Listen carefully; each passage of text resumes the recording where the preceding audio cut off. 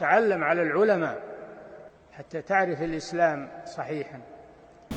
Mëtej, o Zoti ynë ti je i lartësuar dhe i pastër nga çdo emet. Ne nuk dim asgjë posa sa që na ke mësuar ti, në të vërtetë ti je i gjithdituri, i urti. O Allah, na bëj të dobishme atë që na ke mësuar, na mëso atë që na bën dobi, na shto diturinë, na përmirëso gjendjen tonë të rësi dhe mos na lër të mbështetur në vetët tona asnjë çast.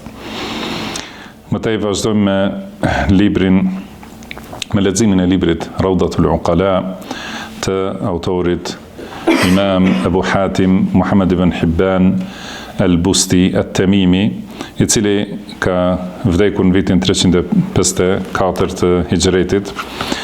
Allahu e mëshirov dhe falt atë dhe të gjithë dietarët e umetit, na falt ne, prindrit tanë, mësuesit tanë dhe të gjithë muslimanët dhe muslimanet, besimtarët dhe besimtarët, të gjallët dhe të vdekurit. Fillojmë me temën e parë të këtij libri, ku pasi autori nuk i ka përmendur titujt e temave në secilën temë, por tham se i ka renditur në fillim 50 tema dhe i ka treguar titujt.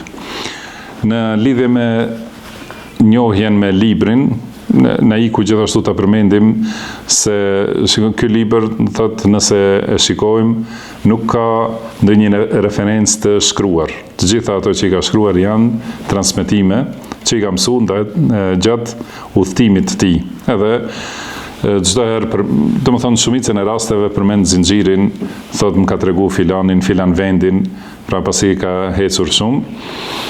Do thotë nuk ka referenca, nuk ka mbledhur libra për të shkruar prej tyre, po gjithë kjo që është e shkruar këtu është nga memoria e tij e fuqishme, nga dituria që e ka fituar gjatë udhëtimit të gjatë, domethënë për kërkimin e diturisë.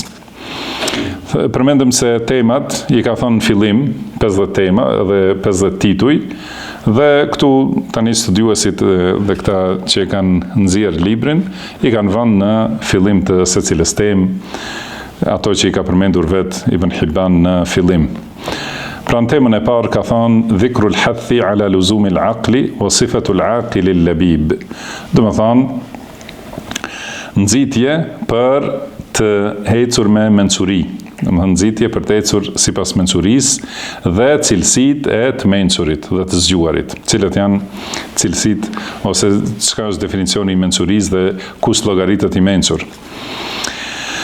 Në fillim, siç tham, bazën e temës edhe fillimin e ka me një hadith, dhe këtu ka përmendur këtë zinxhir, domethënë që transmeton ai, ka thënë pra Muhammad ibn Hibban at-Tamimi al-Busti rahimahullah, ka thënë akhbarana Muhammad ibn Yusuf ibn Matar قال حدثنا عبد الله بن أحمد بن شبوية قال حدثنا أحمد بن يونس قال حدثنا فضيل بن عياض عن محمد بن ثور عن معمر عن أبي حازم عن سهل بن سعد رضي الله عنه. Domethënë me këtë zinxhir nga Sahl ibn Sa'd radhiyallahu anhu transmeton se ka thënë pejgamberi sallallahu alaihi wasallam inna Allaha yuhibbu makarim al-akhlaq wa yakrahu safsafaha. Do thot Allahu i do moralet fisnike, moralet e bukura dhe moralet e larta, dhe i urren moralet e poshtra ose të ulta ose të pahishme. Ky është hadith hasan, domethënë kanë transmetuar shumë dietar. Kjo është gjithashtu bukuria e hadithit, domethënë megjithse dietarë shumë kanë shkruar libra, siç tham, ky është libër i shkruar nga memoria e autorit. Domethënë ka thënë, na ka tregu filani deri te sahabiu dhe deri te pejgamberi sallallahu alaihi wasallam, është nga ajo që ka mësuar ai, nga memoria. Por të njëjtin hadith, domethënë kanë transmetuar shumë prej dietarëve të tjerë. Këtë nuk do ta përsëritim secilën herë, po vetëm si për kujtim, për ta forcuar edhe për ta ripërtrir këtë bindjen dhe diturinë e ruajtjes së fesë sonë në detaje, me kujdes të veçantë, Domethënë me këto kontribute që i kanë dhënë dietarët e Islamit, është ruajtur me ruajtjen e Allahut subhanahu wa taala. Allahu ka bërë sebeb këto kontribute marramendse për kohën tonë që i kanë dhënë dietarët e Islamit për ruajtjen, grumbullimin, shkrimin, shpjegimin e secilës fjalë që ka ardhur në librin e Allahut dhe në sunetin e pejgamberit sallallahu alaihi wasallam. Pra këtë hadith gjithashtu e transmeton Taberani në El-Kabir edhe Awsat, Ibn Abi Dunya në librin Makarimul Akhlaq, Abu Nuaim Al-Hakim në librin Mustadrak, Bejhaqiu në Sunan Al-Kubra edhe në Shu'abul Iman. Domethënë të gjithë këta me zinxhir të ndryshëm, dhe hadithi, ky zinxhir është hasan, siç ka thënë Sheikh Al-Albani rahimahullah në librin e tij Silsilatul Hadith as-Sahiha. Domethënë zinxhiri i haditheve të sakta. Pra në këtë hadith ka thënë pejgamberi sallallahu alaihi wasallam, Allahu i do moralet e bukura ose moralet fisnike, mekarimul akhlaq, do të thonë ato moralet e larta, dhe i urren moralet e ulta ose të poshtra. Ky është hadithi që e ka marrë për argument për rëndësinë e mençurisë edhe për pozitën e mendjes. Sa është e rëndësishme, pasi mendja e shëndosh, mendja e fuqishme, është ajo që kërkon moral të lartë dhe e largon moralin e ultë. Do të thënë, ky është në një aspekt definicioni i mendjes. Do të thënë, mendja e shëndosh, mençuria e vërtet është pajisja dhe zbukurimi, stolisja me moralet të larta dhe të bukura, dhe largimi, pastrimi nga secili moral që është i ultë dhe i papëlqyeshëm. Më tutje thot autori rahimahullah, lestu ahfadhu anin nabi sallallahu alaihi wasallam khabaran sahihan fil aql. Ka thënë, nuk di ndonjë hadith sahih të transmetuar nga pejgamberi sallallahu alaihi wasallam që flet konkretisht për mendjen. Se pasi, do të thënë, në atë kohë janë përhapur shumë hadithe, janë thonë pra hadithe, janë shkruar libra për mendjen dhe për mençurinë. Kjo ka qenë nga ndikimi i filozofisë edhe ndikimi i kelamistëve, që kanë dashur të japin mendjes pozitë më të rëndësishme se sa tekstet e Kuranit dhe Sunetit. Dhe për këtë shkak kanë shpikur hadithet shumëta, kanë trilluar për pejgamberin sallallahu alaihi wasallam hadithe dhe i kanë kanë folur për vlerën ose rëndësinë e mendjes, do thotë jashtë të vërtetës. Pra mendja padyshim se ka rëndësi, do të flasim tani në këtë mësim. Mirë po, kanë thonë, do të thënë, në mënyrë të tillë që ta vendosin logjikën e njeriut, apo ata njerëz të devijimit, logjikën e vet mbi tekstet e Kuranit dhe Sunetit. Prandaj thot ky imam Ibn Hibban rahimahullah, thot, pasi Eban ibn Abi Ayyash, Salama ibn Wardan, Umair ibn Imran dhe Ali ibn Yazid, Hasan ibn Dinar, Abbad ibn Kathir, Maysar ibn Abdi Rabbihi, Davud ibn Muhabbar, Mansur ibn Shaqir, edhe të ngjashmit me ta, do të thënë gjithë këta transmetues dhe të ngjashëm me ta, nuk janë transmetues që transmetimet e tyre merren për argument. Do të thënë, ata janë këta që i ka përmendur, do të thënë librat e Jarh wa Ta'dil përmenden si njerëz, do thotë i thuhet munkarul hadith, do të thënë njeri që nuk i pranohet hadithi në asnjë mënyrë, do thotë hadithe që kryesisht transmetojnë hadithe të rrënjshme ose tepër të dobta, dhe gjithashtu disa prej tyre janë quajtur wadda'in, do të thënë trillues të hadithit.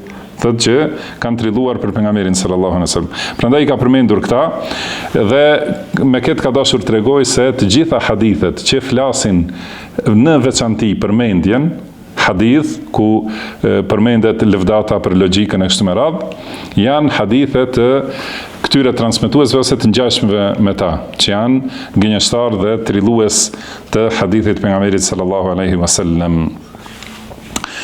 Edhe Imam Ibn al-Qayyim ka shkruar një libër, ka një prej librave të tij, domethënë, që quhet Al-Manarul Munif fi tamyiz al-hadith as-sahih min ad-da'if.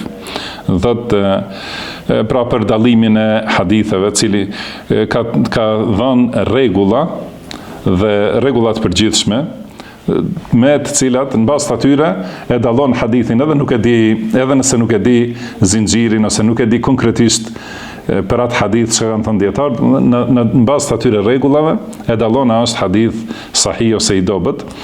Dhe në lidhje me këtë ka thënë, pra thot Imam Ibn al-Qayyim aty, ka thënë Daraqutni se libri që është quajtur Kitabul Aql, domethënë libri për mendjen, e kanë trilluar këtë libër, domethënë dhe hadithet që janë në to, 4 veta. I pari Mejsara ibn Abbad, pastaj prej tij e ka vjedhur Davud al-Muhabbar, domethënë këta që u përmenden këtu, e ka vjedhur prej tij Davud al-Muhabbar dhe i ka dhënë senede, zinxhire, domethënë që duket sigur transmetim. Pastaj prej tij e ka vjedhur, i ka ndryshuar zinxhirat, i ka përmirësuar, domethënë që të jetë më shumë mashtruese, Mejsara, edhe prej këtij e ka vjedhur Abdulaziz ibn Abi Raja dhe ka vendosur zinxhira të tjera, senede të tjera, dhe prej tij e ka vjedhur Sulejman ibn Isa as-Sijli dhe ka sjell domethënë zinxhira të tjera. Dhe të gjithë këta kur shihen këto hadithe, domethënë merret vesh se të gjitha janë të trilluara, që secili ka vendosur tjetër zinxhir hadithit, domethënë që duket më i pranueshëm.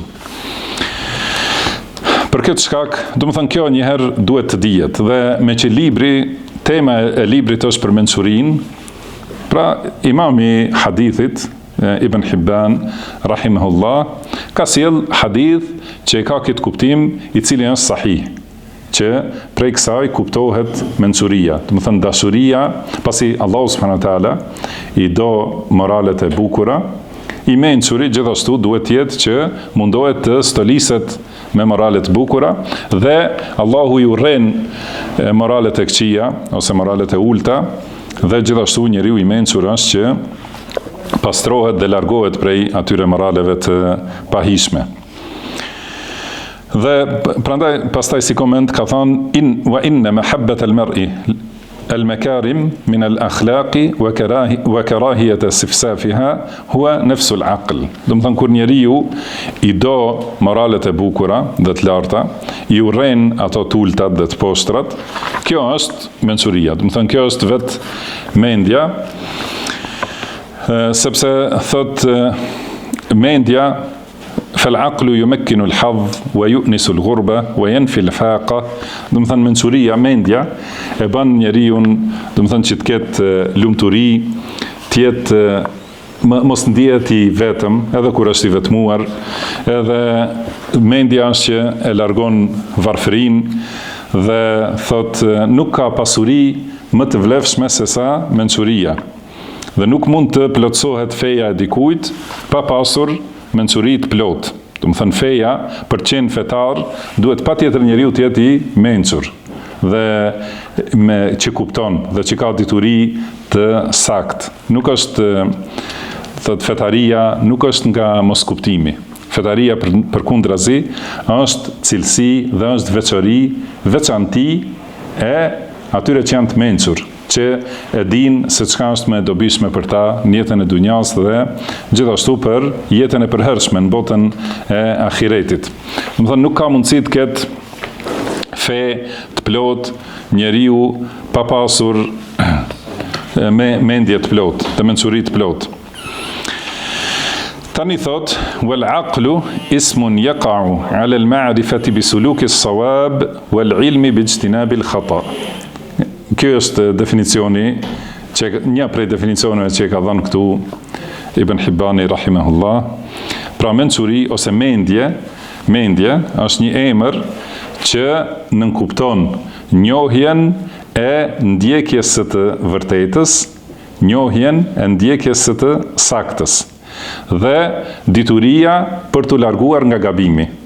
Pra mençuria ose mendja është njohja e ndjekjes së të saktës dhe të vërtetës dhe dituria për t'u larguar nga gabimi. Kjo është një definicion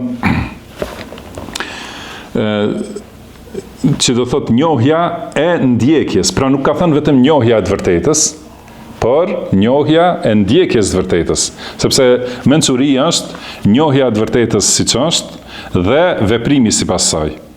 Dhe gjithashtu njohja e të pavërtetës ose njohja e gabimit, si është si gabim, dhe largimi prej tij. Do të thënë patjetër mençuria të ketë dituri, njohje dhe veprim. Do të thënë dituri dhe vepër është e domosdoshme që njeriu të jetë i mençur, pra ta di të vërtetën, ta njohë, si ka thënë pejgamberi sallallahu alejhi wasallam, ka thonë hadith që është një prej lutjeve të pejgamberit sallallahu alejhi wasallam, Allahumma arinil haqqa haqqan warzuqni ittiba'a. Do të thonë Allah, më bëj ta shoh të vërtetën si të vërtetë dhe më mundso ta ndjek atë. Kjo është plotësimi i mençurisë, do të thonë njohja e të vërtetës se është e vërtetë, me argumente dhe me kuptim, dhe ndjekja e saj, veprimi sipas asaj, wa arinil batila batilan warzuqni ijtinaba. Do të thonë dhe ma bëj ta shoh të pavërtetën, batilin, të kotën, si tatil, si batil. Do të thonë ta di se është i batil dhe ma mundso të largohem prej tij. Përndryshe, njohja e të mirës dhe mos veprimi me të, ose njohja e të keqes dhe veprimi me të, kjo është pikrisht budallallaku. Do të thonë kur njeriu e di se kjo punë është e dëmshme, e di se alkooli është i dëmshëm edhe vazhdon ta pi, do të thonë i thuhet atij i çmendur. Mos ta kishe ditë, do të kishim mësu. Mirpo, nëse ti e di se ai të bën dëm edhe vazhdon ta pish, do të thonë mungon mendja. Nga ana tjetër e di se tauhidi është ai që e shpëton njeriu. Vetëm adhurimi i Allahut një, besimi i plot në se Allahu është një i vetëm në rububie, në uluhie dhe në emra dhe cilësi, edhe nuk vepron sipas kësaj, adhuron tjetër kënd që nuk ka në dorë as krijim, as jetë, as vdekje, as ringjallje, edhe vazhdon të adhurojë atë, do të thënë kjo është vetë çmenduria, do të thënë budallallaku i vërtet. Prandaj vetëm njohja e të vërtetës nuk mjafton, por duhet patjetër veprim sipas saj, edhe gjithashtu njohja e të pavërtetës nuk mjafton ose të keqes nuk mjafton, por duhet gjithashtu në praktik largimi prej saj. Si ka thënë Sheikhul Islam Ibn Taymiyyah rahimahullah, wa amma al-amalu bil ilmi wa huwa jalbu ma yanfa'u wa daf'u ma yadurru. Do thot veprimi sipas diturisë ose praktikimi i diturisë, që është afrimi i asaj që të bën dobi dhe largimi i asaj që të bën dëm, bin nadhari fil awaqib, duke i marr parasysh pasojat që vijnë. Do të thënë jo vetëm kënaqësinë momentale, por që njeriu e di se afrimi i kësaj të dobishme është e dobishme për gjithmonë. Do të thënë edhe në afat shkurt edhe në afat gjatë sjell dobi, dhe ajo që sjell dëm është, do të thënë nëse largohet tani, do të kesh dobi në të ardhmen. Kjo pra në vepër, duke vepruar sipas diturisë, thot fa hadha huwa al-aghlabu ala musamma al-aqli fi kalam as-salaf. Do të thënë kjo është shumica do të thënë ky është definicioni te shumica e fjalëve të selefit për mençurinë. Do të thënë pikrisht ky është definicioni i mençurisë te shumica e dietarëve të selefëve dhe imamllarëve të diturisë. Pastaj thot Ebu Hatim Ebu Hatim, do të thënë tham kunja e tij është Ebu Hatim. Emri Muhammad ibn Hibban ibn Ahmed at-Tamimi al-Busti rahimahullah. Thot kur njeriu është në fillim të mençurisë, këto janë emërtime gjithashtu, thot në fillim quhet arabisht pra edib, pastaj erib, pastaj labib, pastaj aqil. Do të thënë një herë nëse e përkthejmë parafërsisht, do të thënë një herë i thuhet i edukuar, Pastaj, do thot kur ka sjellje të mira kështu, i thuhet i edukuar. Pastaj i zgjuar. Pastaj dhe një titull tjetër, domethënë kuptues, pastaj i mençur. Domethënë aqil, do thotë që është i mençur, është grada më e lartë e kuptimit dhe njohjes. Dhe gjithashtu thot nëse kur njeriu hyn në fillim të mendjeprejtësisë, do thotë është për qëllim kuptimi ose mendjeprejtësia në të keqe, ose zgjuarësia, do të thonë për të keq, apo përdorimi i mendjes për të keqe, njëherë në fillim quhet shejtan. Pastaj nëse vazhdon arrogancë dhe teprim, i thuhet merid, do të thonë shejtan kryeneç, shejtanu merid.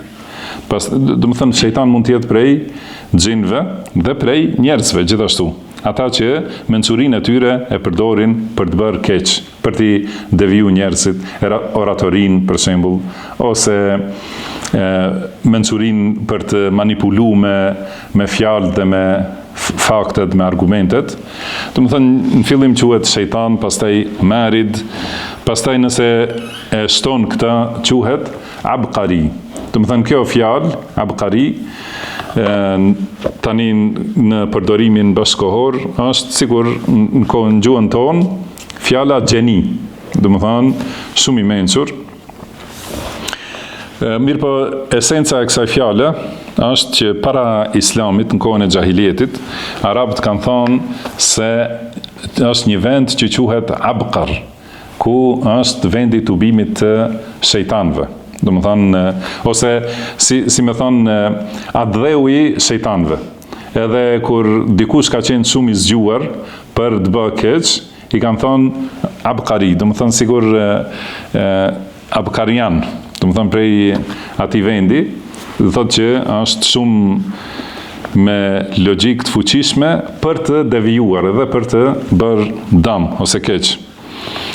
Dhe thotë nëse i mbledh të gjitha këto veti njeriu dhe e mbledhat fllitësinë bashkë me mençurinë, quhet ifrit.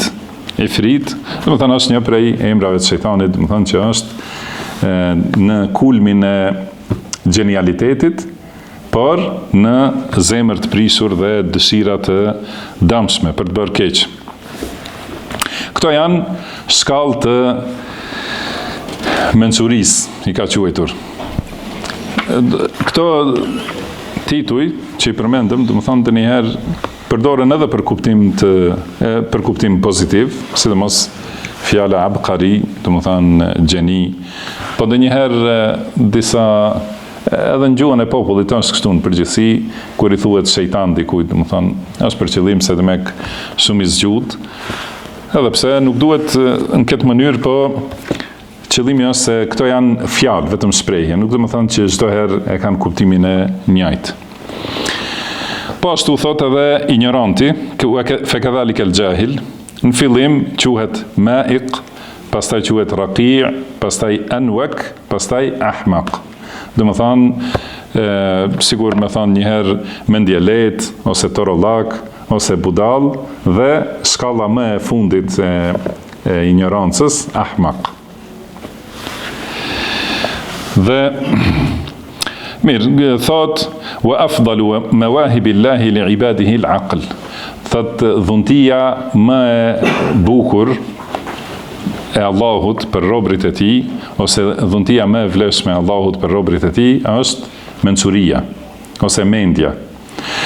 Dhe kur thuhet mendje arabisht, thot e ka kuptimin të kuptuarit, fuqisë për të kuptuar, do ta sqarojmë pak më vonë, do të thonë mundësisë për të kuptuar dhe kuptimin e arritjes së kuptimit. Do të thonë aqala, do thotë e kuptoi, se ka thënë Allahu për shembull për mosbesimtarët, la ya'qilun, do të thonë nuk kuptojnë, ose lehum qulubun la ya'qiluna biha, do të thonë kanë zemra me të cilat nuk kuptojnë.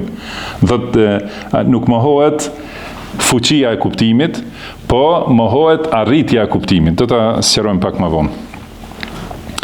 Prandaj dhuntia më e mirë e Allahut është që t'i ketë dhënë njeriu mendje të shëndosh, të fuqishme, që kupton, dhe t'i ketë dhënë kuptim të saktë. Do të thonë që ta ketë arritur udhëzimin. Kjo është dhuntia më e madhe e Allahut për robin e tij, edhe ka thonë pra laqad ahsana alladhi yaqul, do të thonë shumë bukur ka thonë një poet, wa afdalu qasmi llahi lil mar'i aqluhu falaysa min al khairati shay'un yuqaribu. Do thotë kismeti, do thonë pra dhënia, dhurata më e mirë që ja jep Allahu njeriut është mendja, se nuk ka ndonjë të mirë tjetër që mund të afrohet me mendjen. Idha akmala ar-Rahmanu lil mar'i aqlahu faqad kamulat akhlaquhu wa ma'aribuhu.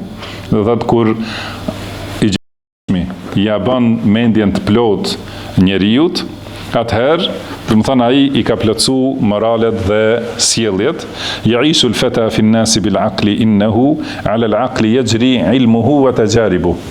Thotë njeriu jeton mesin e njerëzve sipas mendjes së tij, se në bazë të mendjes, do të thonë arrihen dituria dhe përvoja ose eksperienca. Ka thënë yazinu al-fata fi an-nasi jawdatu aqlihi wa in kana mahdhuran alayhi makasibu. Edhe njeriu që është me mendje të shëndosh, të fuqishme, është i zbukuruar në mesin e njerëzve, edhe në qofse është i privuar nga pasuria. Do të thënë edhe nëse nuk ka pasuri, atëherë ka mençuri, do të thënë është në pozitë bukur dhe është i bukur mes njerëzve.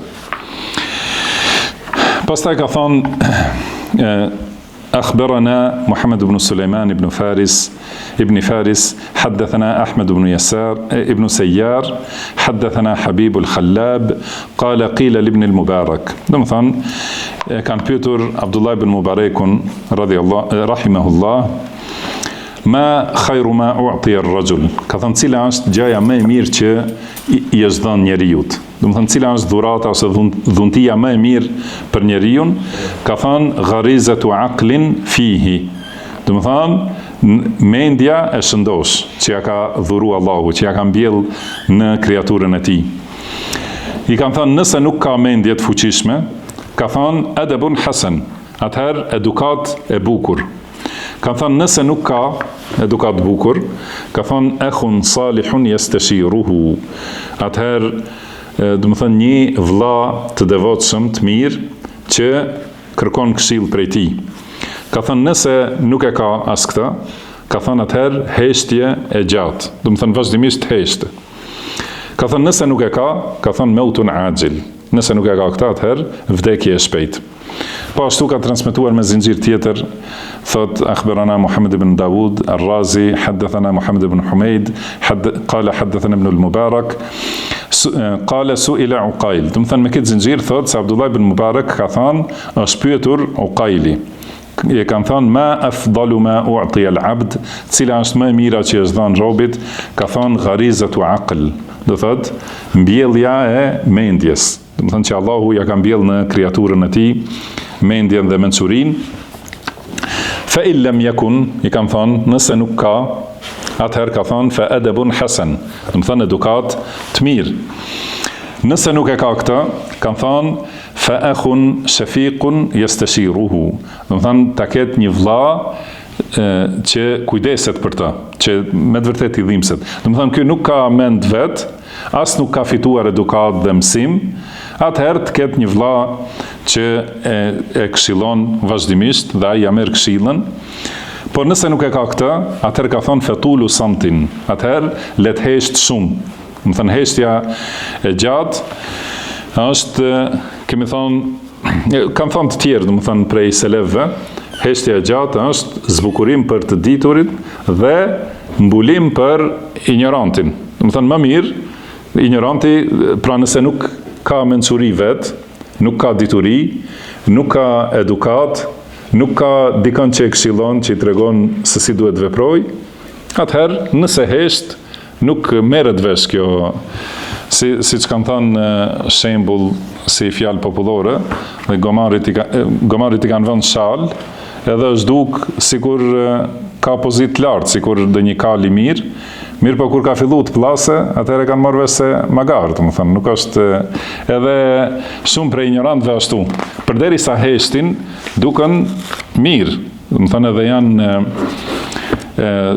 ka njeriu respekt për ta. Po kur fillohet të plase, atëherë merret vesh se është gomar edhe nuk ka vlerë. Prandaj, nëse nuk ka mendje, edhe nuk ka edukat, dhe nuk ka dikën që e këshillon, atëherë më mirë heshtje e madhe, e gjatë. Dhe nëse nuk e ka as këta, atëherë kam thonë më mirë vdekje e shpejt. Sa më shpejt vdese, më mirë është për ta dhe për të tjerët. Këta, dëmë thonë, nga fjalët e selefëve, si që thamë, hadithi është vetëm në fillim për bazën, për hapjen e temës.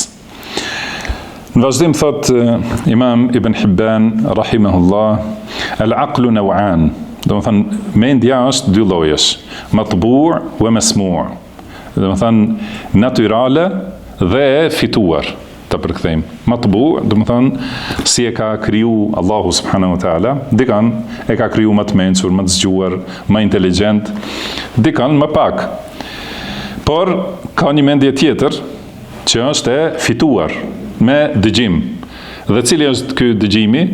Dëgjimi i udhëzimit që ka ardhur nga Allahu subhanahu wa taala. Dëgjimi i Kuranit dhe Sunetit, mësimi prej Kuranit dhe Sunetit, aty është urtësia dhe mençuria.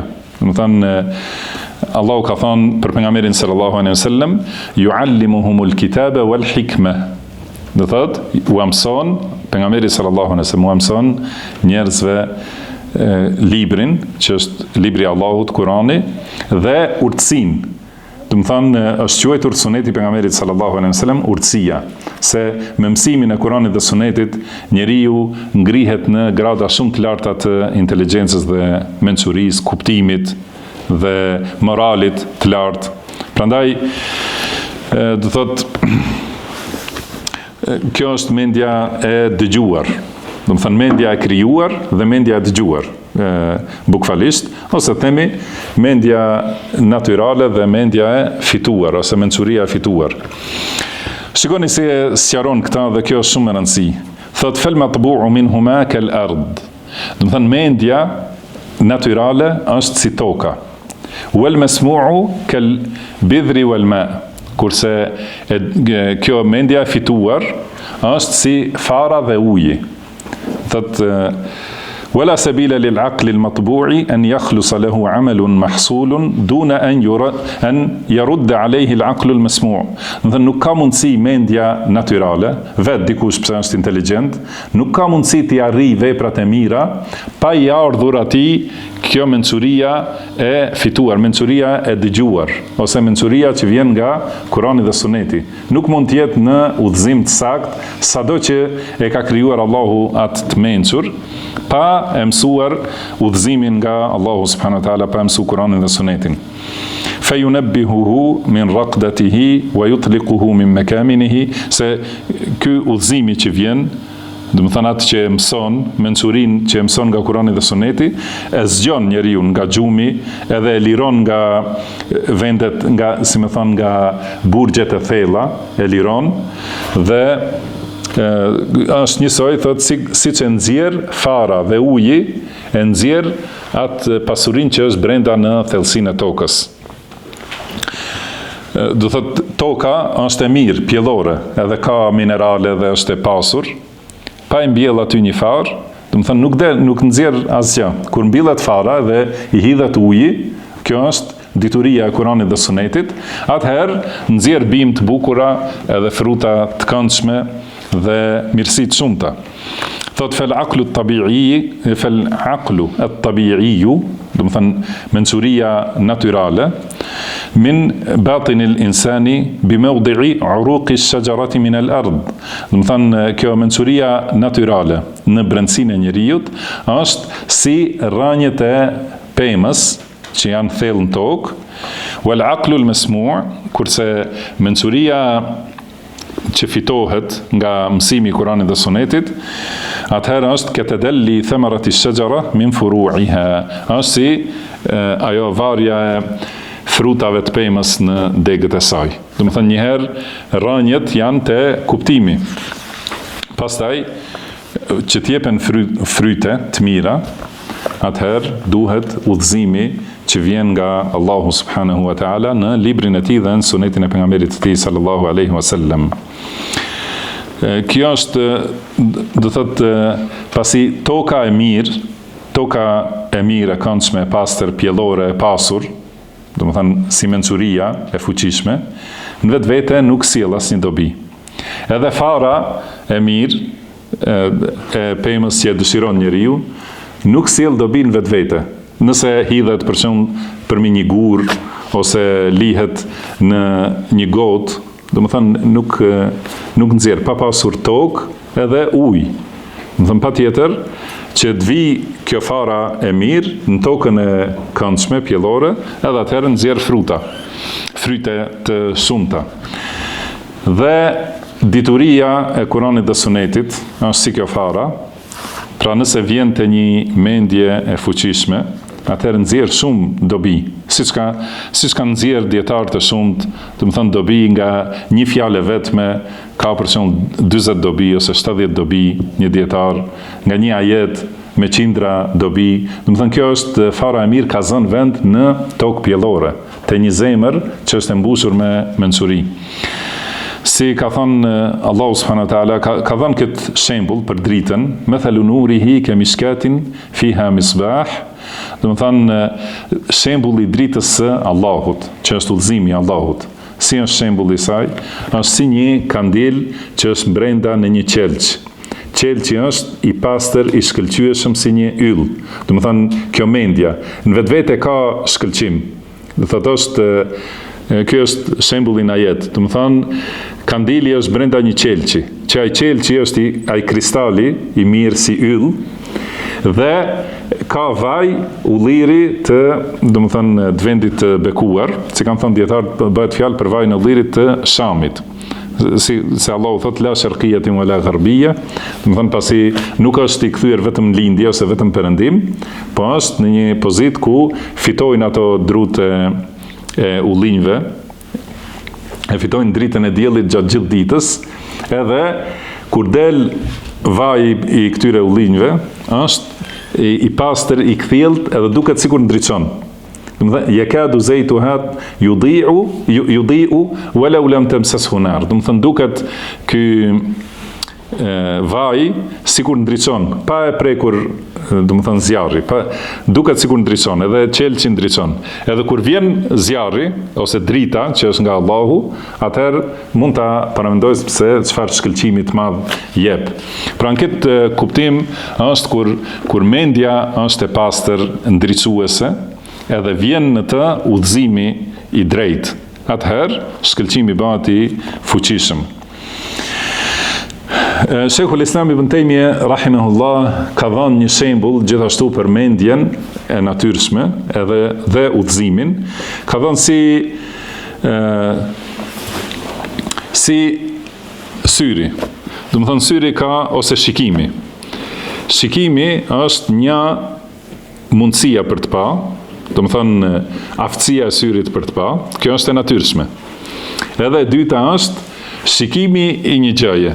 Për shembull, nëse duam të themi dikujt na i përshkruaj për shembull një makinë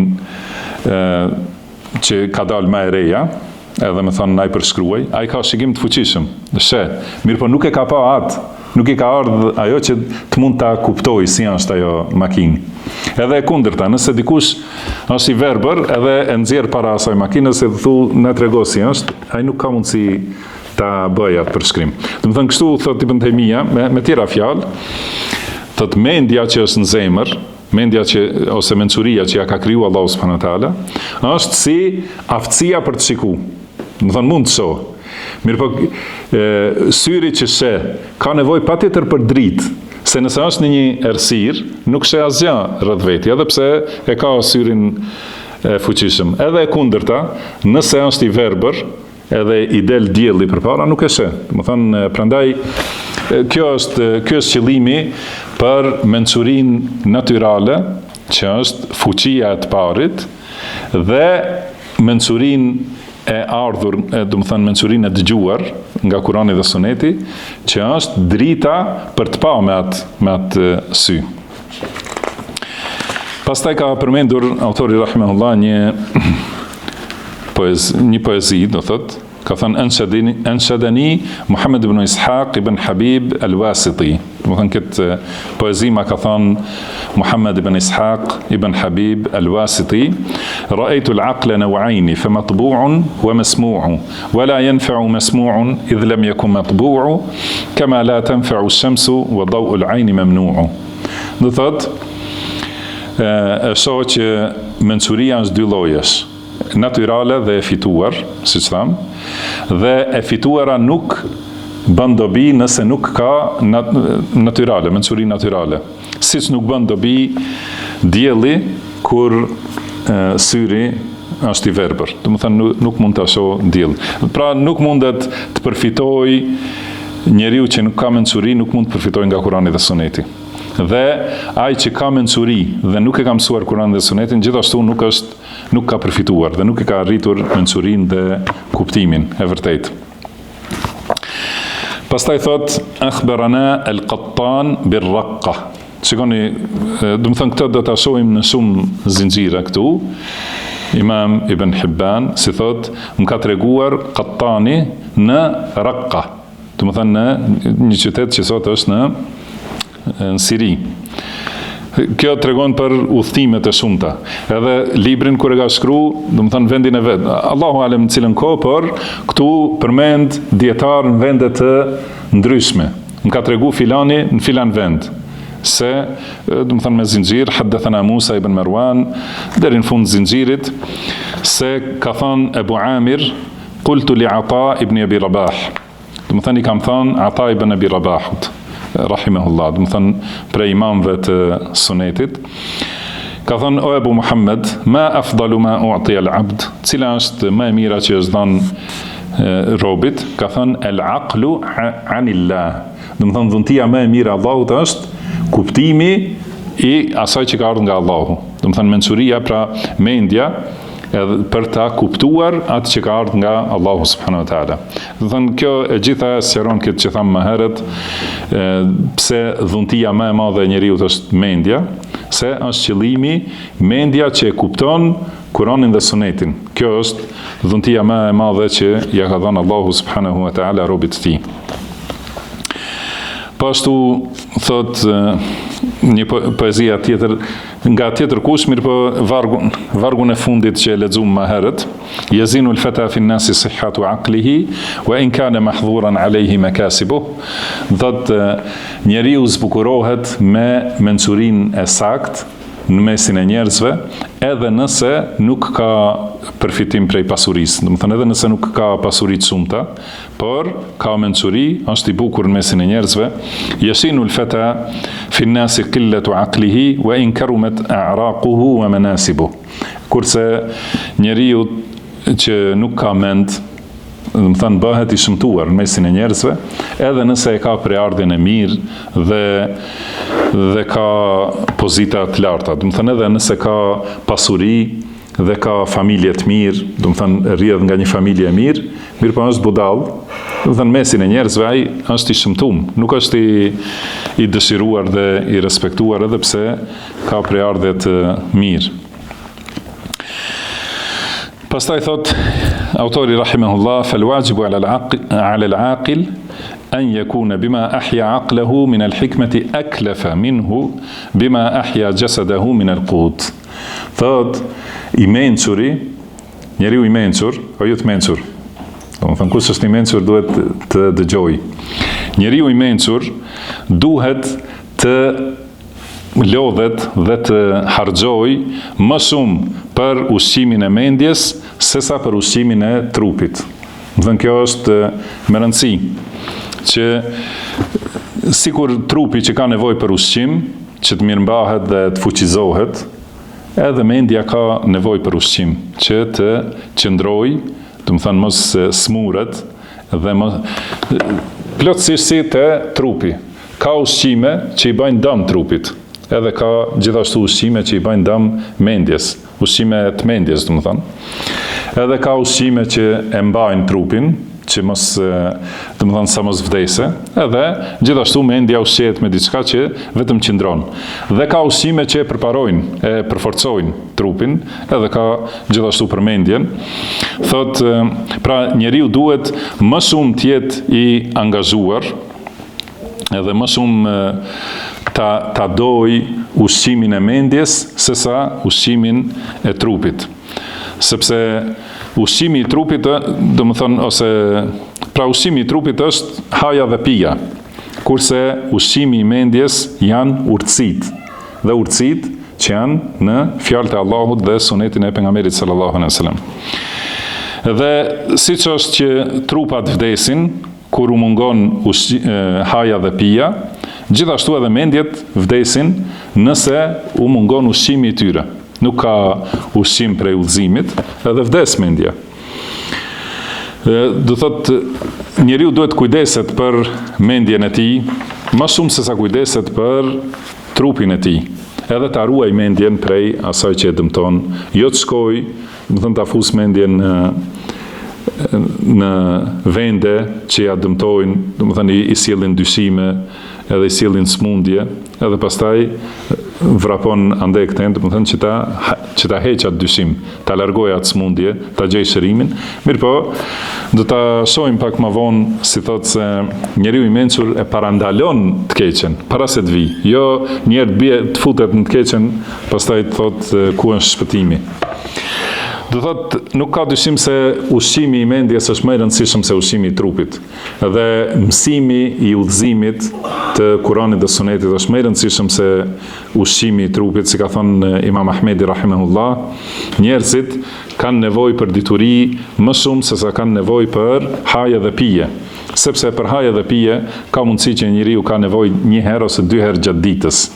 Pra thot Imam Ahmedi në kohën e tij, se në këtë kohë kemi nevojë shumë herë gjatë ditës, Allah na përmirësoft. Do thot, për ushqim ka nevojë një herë ose dy herë, mas shumti, në kuptimin e Imam Ahmedit, brenda ditës. Kurse për diturin ka nevojë në secilën frymëmarrje. Do të thënë vazhdimisht dituria në secilën lëvizje i nevojitet njeriu. Ta dija është halal ose haram, ose kur është obligimi dhe si duhet ta kryejë obligimin e kështu me radhë. Do të thënë për diturinë ka nevojë në secilën frymëmarrje. Për ushqimin dhe pijen, hajën dhe pijen ka nevojë më rradh. Më pak, do të thënë, se sa ka nevojë për diturinë. Po pastaj ka thënë والتقلب في الأمصار والاعتبار بخلق الله مما يزيد المرء عقلا. Edhe hecja në për vendet ndryshme, edhe meditimi për krijesat e Allahut, është diçka që ja shton njeriut mendjen. Wa in adama al-mala fi taqallubihi, edhe nëse me këto udhëtime, do të thënë udhëtimi për kërkim diturisë, për të vizituar dietarët, edhe për të mësuar, edhe gjithashtu gjatë udhëtimit njeriu duhet meditoj gjatë gjithë udhëtimit, i shikon krijesat e Allahut, mendon për madhrinë e Allahut subhanahu wa taala, i shikon malet, detrat, rejt, do të thënë këtë kohë pasi udhtojmë me aeroplan, do thotë udhton për të marrë dituri, për të ashtu mendjen, për të ashtuar mençurinë, për të vizitu dietarët, edhe i analizon krijesat e Allahut. Kjo është që ashton më shumë mençurinë. Domethënë thot mimma yazidu al-mar'a aqlan. Domethënë kjo është diçka që ashton mendjen, ashton mençurinë njeriut. Wa in adama al-mala fi taqallubihi. Edhe nëse harxhon pasurinë në këto udhime. Domethënë edhe nëse për të fituar dituri i shpenzon gjitha pasuritë që i ka, atëherë prap ka fituar më shumë, sepse si u tha më herët, mendja është pasuria më e madhe, më e mira. Edhe njeriu me mendje, me mençuri, është thotë që zbukurohet mesin e njerëzve edhe nëse nuk ka pasuri. Thot se ka thënë Abdulrahman ibn Muhammad al-Muqatili, inna dhal aqli yura ghunman lahu عدم المال إذا ما العقل صح ما على المرء udmi subbetin, in wafal aqlu wa in dinun salah. Do thot, njeriu me mençuri, e fiton, do të thënë, e sheket mençurinë si fitim, edhe në qoftë se nuk ka pasuri, kur mendja është e shëndosh.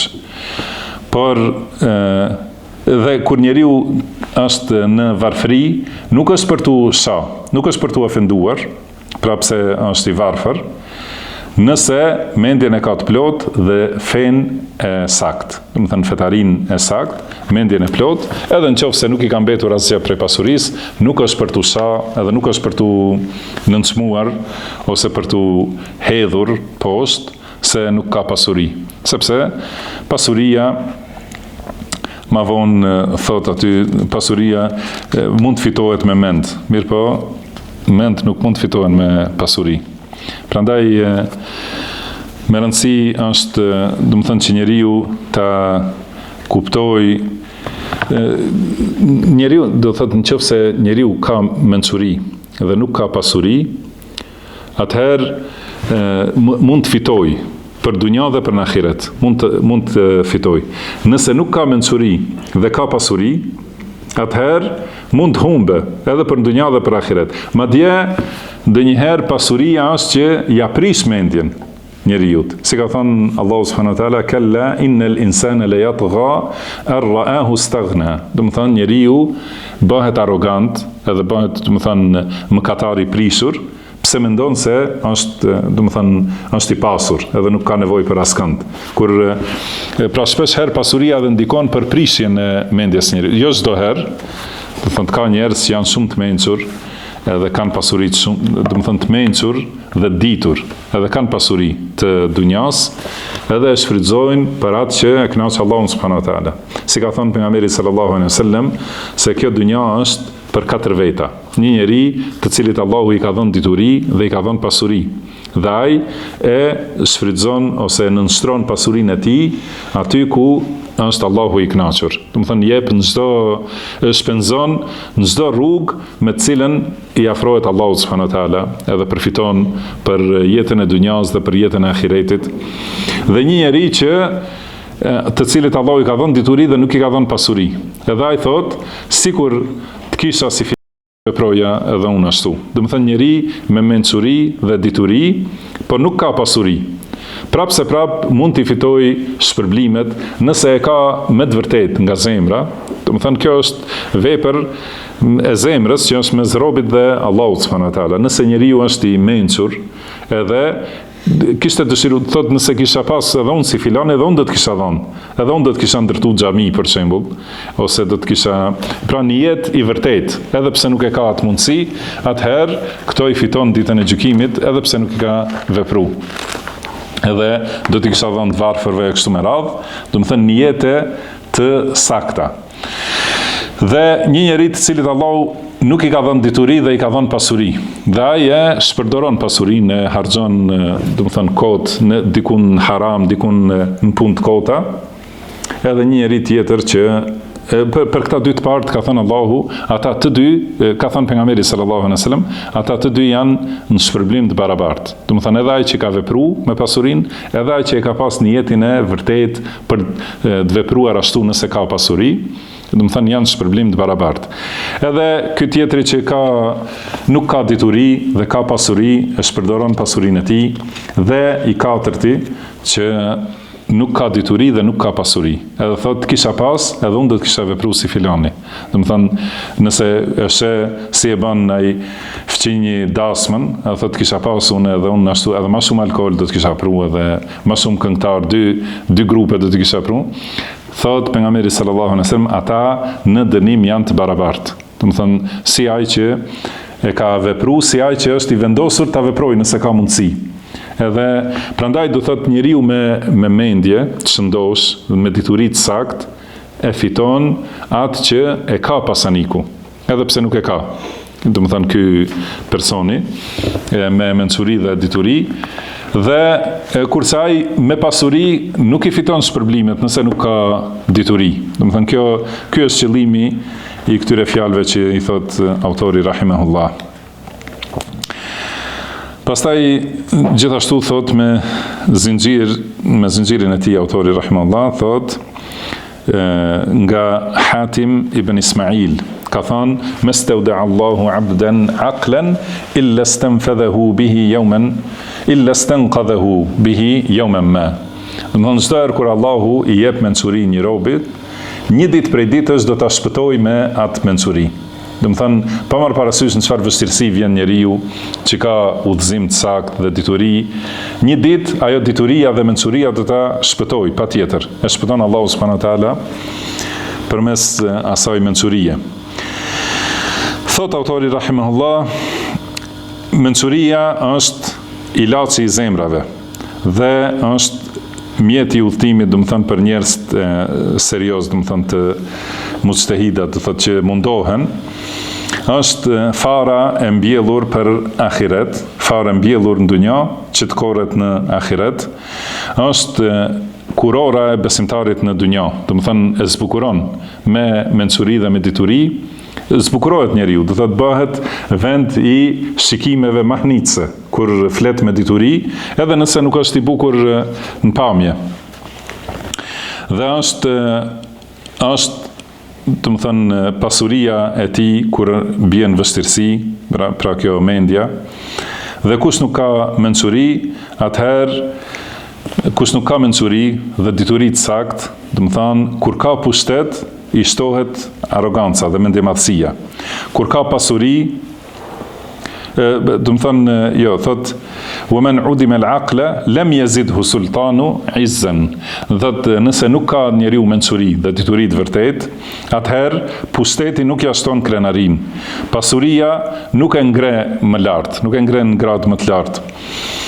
Dhe nuk është i mençur ai njeri që e kalon pasdore ahiretin për një kënaqësi të dunjas.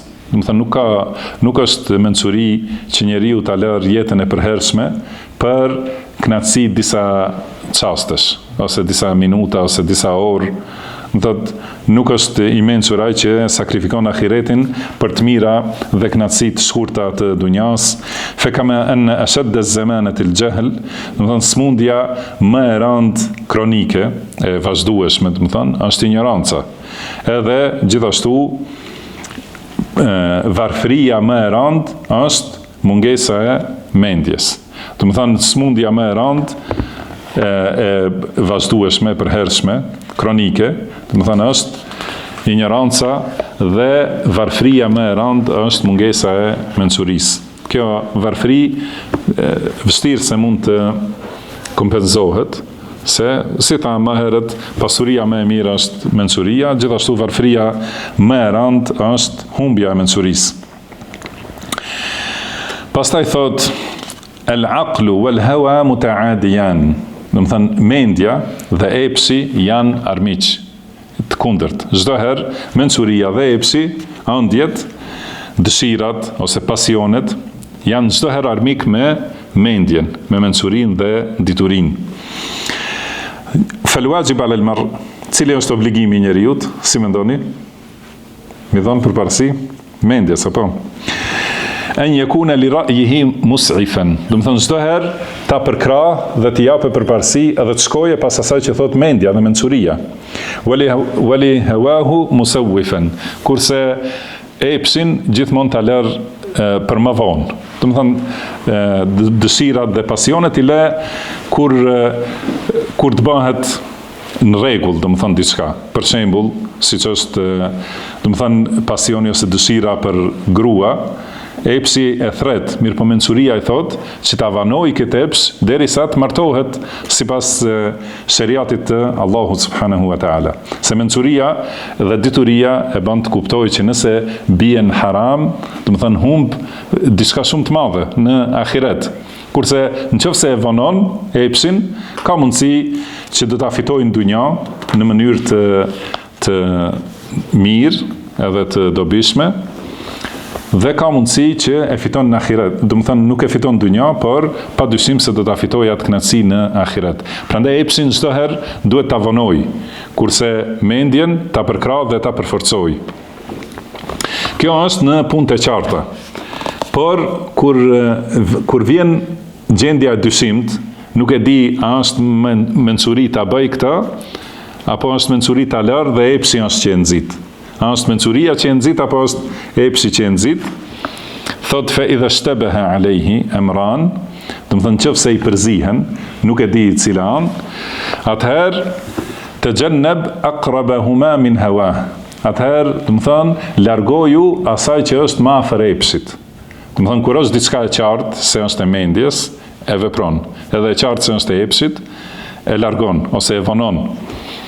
Por kur përzihet, nuk është krejtësisht e qartë, atëherë ajo zgjidhje, do të thënë je para një zgjidhje, nëse ajo zgjidhje që më shumë e përkrah e epsin, atë largoje. Sepse në largimin e epsit përmirësohet brendësia e njeriut, përmirësohet zemra, edhe atëherë me mençuri korrigjohet pra ndërgjegja dhe zemra e njeriut. Kështu, do thot njeriu çdo herë duhet të jetë në anën, në këtë luftë që është mes mendjes ose mençurisë dhe epsit, gjithmonë të jetë në anën e mençurisë.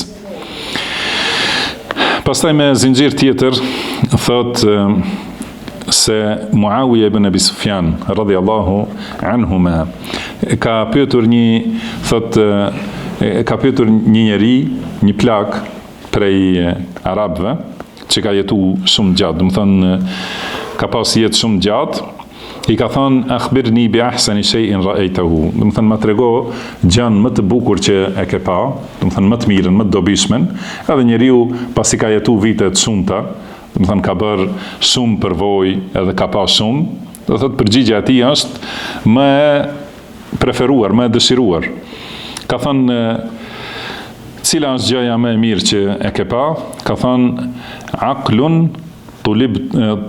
tulibat bihi murua. Do të thonë mendja që përmes saj kërkohet burrnia.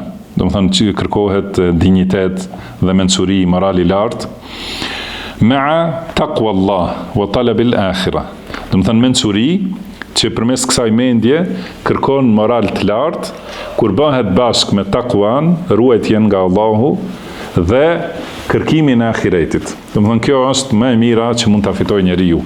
Mençuri, moral i lartë, ruajtje, takua dhe kërkim ose synimi i ahiretit. Pastaj ka thonë, ka përmendur një poezi që ka thonë idha tamma aqlul mar'i tammat umuruhu wa tammat ayadihi wa tamma bina'uhu. Do thotë kur plotësohet mendja e njeriut, i plotësohen të gjitha çështjet, i plotësohet fuqia dhe ndërtimi. Fa in lam yakun aqlun tabayyana naqsuhu, nëse nuk ka mendje, atëherë dalin në shesh mangësitë e tij, walau kana dha malin kathirin ata'uhu, edhe nëse ka pasuri të shumta. Pastaj ka thonë gjithashtu me zinxhir transmeton Ibn Hibban nga Hasan al-Basri. Do të thonë ky dietar i madh prej imamëve të ehlis sunetit, ka thonë ma tamma dinu 'abdin qattu hatta yatimma 'aqluhu. Nuk plotësohet feja e ndonjë robi asnjëherë derisa ti plotësohet mendja, mençuria. Pa mendje të plot nuk ka fe të saktë. Do të thonë këtë duhet ta kuptojmë se mjafton, do të thonë mençuria pse e kërkon fen, e kërkon mendja e shëndosh, e kërkon që të shpëtojë në ahiret. Kurse budalla pse kërkon fe, që të thotë t'i kthehemi rënjve të kombit, që ta bëjmë për inatit këtine, ta bëjmë për inatit të filanit e kështu me radhë. Kjo është me vërtet nivel shumë i ulët i çmendurisë. Kurse i mençuria kërkon fen për diçka shumë të lartë. Njëherë që ta përmirësoj raportin e tij me Zotin e tij subhanahu wa taala, me krijuesin, dhe pastaj që ta fitoj shpëtimin në ahiret. Kjo është mençuria e vërtetë. Edhe prandaj kam thënë, pra këto fjalë janë që nga selefi, pra prej tabiinëve, ose prej sahabeve, do të nuk ka fe pa mend. Edhe gjithashtu ata që nuk kanë mend, do të thonë nuk kanë fe. Thot autori rahimahullah, njerëzit më të mençur janë ata që vazhdimisht e kontrollojnë vetveten, e mbikëqyrin, do të thonë veprat e veta, i shikojnë, i kontrollojnë, a janë në rrugë drejt ose jo, dhe që më spaku lën pauza, si me thonë. Pra, i mencuri është që vazhdimisht e kontrollon vetë veten dhe nuk pauzon në këta. Nuk e le ndonjë kohë veten të shlirë. Do të thonë që me vepru çka ti vije përpara. Por çdo herë e kontrollon nefsin, i kontrollon veprat, a janë në rrugën e saktë ose jo. A dini sa u bë? Sa kohë? 1 orë 6 minuta. Mirë. Me mendje, thot, përforcohen zemrat, me dituri nxirren urtësit, do të thënë edhe shfaqet bukuria, shtylla e lumturisë është mençuria, koka e mençurisë është provimi, do të thënë të kontrollohet, të shikohet argumenti e kështu me radhë. E thot, nëse ishte sjell mendja në një formë të dukshme, atëherë ndriçimi i mendjes do ta kishte errësu diellin. Do të thënë, nëse e sjellim mençurinë në një krijesë të dukshme, do të kishte qenë aq e shkëlqyeshme, aq e bukur, sa do t'ja kishte marrë dritën diellit. Se afërsia me të mençurin është diçka që shpresohet se do të sjellë mirësi, edhe kurse afërsia me ignorantin, do të thënë çdo herë është frika se të bën dëm. Do të thënë nëse rri me njeriu e mençur, me dietarin, me të diturin, çdo herë shpreson se do të fitosh diçka. Kurse kur rri me ignorantin, çdo herë është frika se do të dëmtohesh ndonjë gjë. Pastaj thot, i mençuri nuk duhet të brengoset, të mërzitet për të kaluarën. Se brengat ose gajlet nuk sjellin dobi. Dhe do të thënë, ta marrim nëse ka humb diçka, njeriu në tregti ka humbur, edhe tani vazhdimisht mendon për atë, mërzitet, nervozohet, do të thënë, ose brengoset shumë. Kjo nuk i sjell asnjë dobi, ajo që ka kaluar, do të thënë, nuk kthehet. Ose friksohet për të ardhmen çka mund ndodhe, gjithashtu edhe kjo nuk sjell dobi. Por planifikimi i mençur, edhe korrigjimi i mençur i ndodhive, ajo është që bën dobi. Kurse brengat e shumta e dobësojnë mendjen. Dhe kur njeriu është vazhdimisht i brengosur dhe i mërzitur, atëherë do të thënë është që ja dobëson mendjen, kurse nuk e largon të keqen, e dobëson mendjen dhe nuk e largon të keqen. Pra njeriu që vazhdimisht është në mërzi dhe brenga.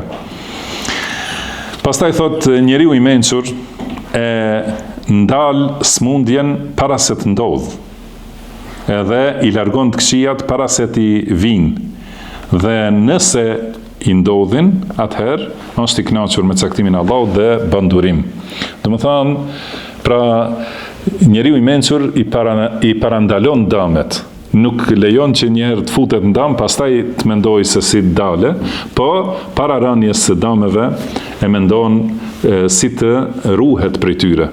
Si ka thënë pejgamberi sallallahu alejhi wasallam në lidhje me smundjet e trupit, pra ka thënë lukthi është shtëpia e smundjeve dhe dieta është koka e ilaçit, koka e shërimit. Do të thënë në hadith nga pejgamberi sallallahu alejhi wasallam, thotë kjo ruajtja prej ushqimit është, do të thënë njeriu i mençur e bën që mos i vinë smundjet, që pastaj nuk kanë, disa prej tyre nuk kanë ilaç, edhe atëherë e fut veten në gabime. Kjo për çështjet e trupit. Atëherë si bëhet, domethënë për çështjet e zemrës dhe të mendjes. Njeriu i mençur bën dietë më të fuqishme në lidhje me mendimet edhe fjalët që i dëgjon. Mos i vinë, domethënë i zgjedh vetëm ato të shëndoshat nga dietarët e besueshëm me argumentet e Kuranit dhe Sunetit. Nuk i dëgjon njerëz të bidatit, njerëz të fitneve ose mosbesimtarët që sjellin lloj-lloj dyshime, edhe bëhet kurioz pa mençuri, do thënë vetëm ta dëgjoj se çka po thon, si pastaj hyn një lloj prej këtyre ushqimeve në trup që i bën dëm, që nuk mund ta heqë atë dëmin kohë shumë gjatë. Edhe në mendje hyn një mendim, që pastaj vështirë se mund ta pastrojë dhe të largohet, edhe kështu smuret zemra dhe mendja. Pastaj thot wal aqilu la yukhifu ahadan abadan mastata'a. Njeriu i mençur nuk e frikson askënd, asnjëherë, sa ka mundësi. Nuk e tremb. Njeriu i mençur nuk e tremb shokun e vet ose fëmijën e vet ose gruan e vet, por i mençuri vepron me mençuri. Një prej këtyre llojeve të trembjes, pastaj thot wala yuqimu ala khawfin wa huwa yajidu minhu madhhaban, edhe nuk ndërton asgjë mbi frikë, nëse ka rrugdalje. Do të thënë nuk është patjetër për shembull edhe për edukimin e fëmijëve, edhe për edukimin e bashkëshortes, edhe për këshillimin e njerëzve të tjerë, nuk e bën këtë vetëm me friksim, do të thënë me shtypje, me presion, nuk e bën këtë njeriu i mençur, kur ka rrugdalje, nëse ka rrugdalje, nëse nuk ka zgjidhje tjetër, atëherë përdoret frika ose si i thonë dhuna, do të thënë përdoret nëse nuk ka asnjë rrugdalje tjetër. Por përderisa gjen rrugdalje, nuk e përdor atë. Dhe gjithashtu nuk i frikson njerëzit, vazhdimisht me mbajtën në frikë, ose trembja e befasueshme. Do të thënë bëjnë, si i thonë këtë gjuhën moderne, këtë i thonë prank. Nuk bën kështu, do thëtë njerëzit me friksu në mënyrë të tmerrshme. Disa piktyne veprimeve janë të tmerrshme që kanë bën njerëz të smuren psikikisht, do të thonë me një lojë, do thotë, me një shaka. Dikush edhe ka vdekur, do të thonë për shkak të kësaj. Njeriu i mençur nuk merret me, do të thonë nuk është kjo e përshtatshme me mençurinë. Me friksu dikan edhe me qesh, pastaj se çka bën.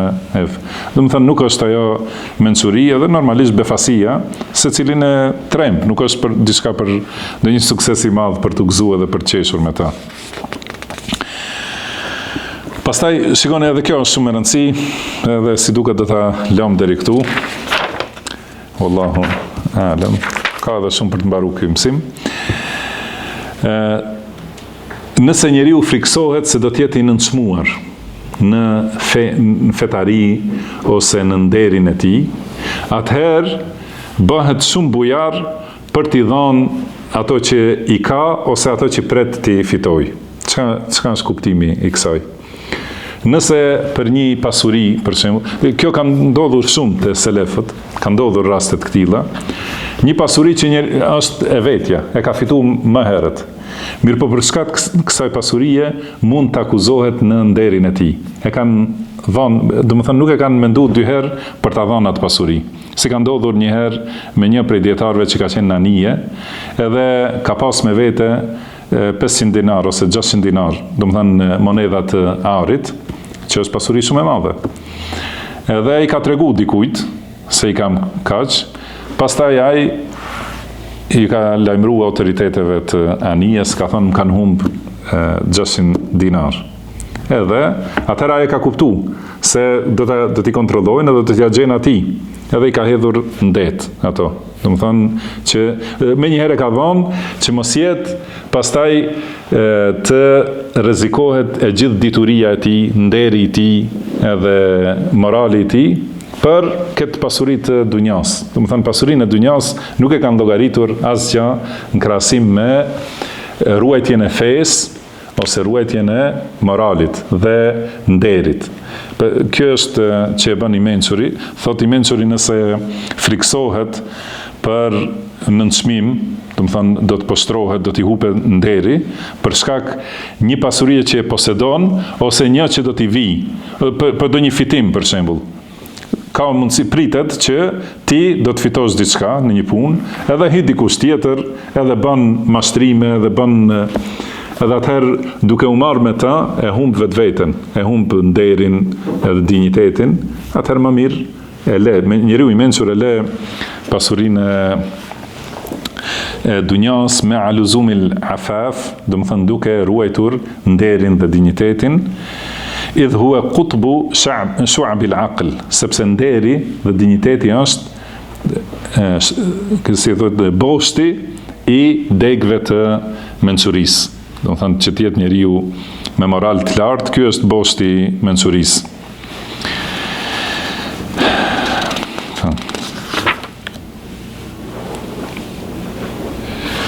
Mirë, mjaftojmë deri këtu. Dhe ky është akoma mësimi i parë, do të thënë që do ta vazhdojmë takimin tjetër me lejen e Allahut. Ne lutim Allahun të na bëjë të dobishme atë që na ka mësuar, të na mësoj atë që na bën dobi, na shtoj deturinë, na përmirësoj gjendjen tonë tërësi dhe mos na lër të mbështetur në vetët tona asnjë çast. Wallahu a'lam wa sallallahu wa sallama ala abdihi wa rasulihi nabiyina Muhammad. Subhanaka Allahumma wa bihamdika ashhadu an la ilaha illa anta astaghfiruka wa atubu ilaik wa akhiru da'wana anil hamdulillahi rabbil alamin.